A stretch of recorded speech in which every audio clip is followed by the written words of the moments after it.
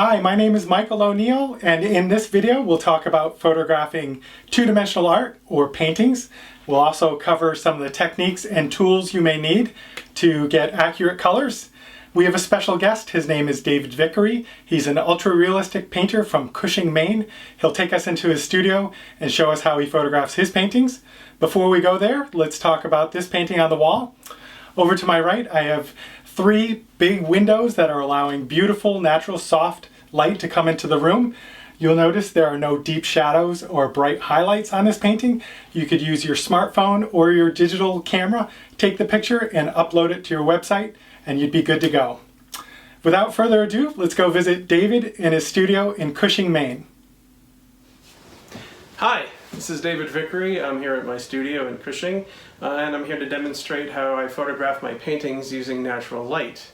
As you can see, I've got a DSLR here set up on a tripod. My light source is a large skylight, and the light today fortunately is overcast, which is pretty ideal so that the light isn't too blue. I also make sure that my painting is set up perfectly square to the camera so that there's no distortion, which means that you don't want the painting either too far to the right or left or up or down.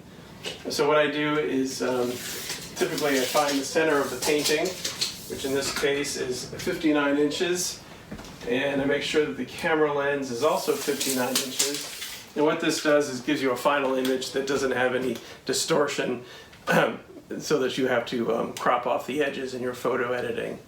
The next thing I do is just take the picture. I'm using a normal 50mm lens, so there's also no distortion in the final image. Using the self-timer here, just take the photo, usually a few different exposures, and that's it. And the next step will be on to photo editing and color correction. Thanks. That was a great presentation by Dave. But not everybody has a skylight or a large bank of windows.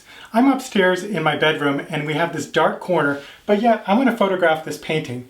So what I'll have to do is bring in some supplemental lighting. In this case, it's just a lighting fixture I got at Home Depot. It was about $12, and then I put a daylight balanced LED bulb in there. The daylight balanced LED bulb will match the outside window light that's streaming in. I'm not getting a lot, but I'm getting a little bit.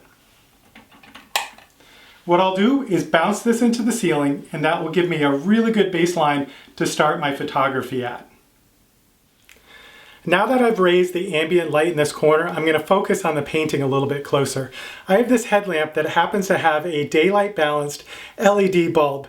I'm simply going to turn it towards the painting. That will bring out the shadows and the colors. Once I get it into position, I'm just going to clamp it to a stand. Here's what it will look like.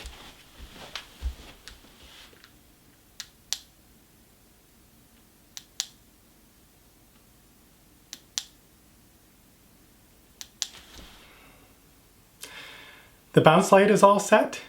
The spotlight is in the correct position and stand mounted.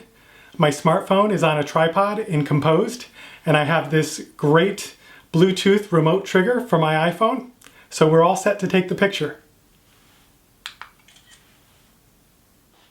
If you're interested in maintaining accurate colors throughout the printing process, I suggest that you take an additional reference photo that includes one of these color charts.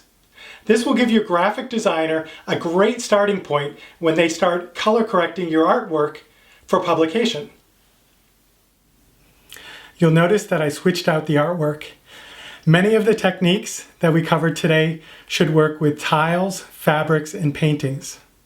If you have any questions, contact me at the information listed at the end of this video. Thank you for your time.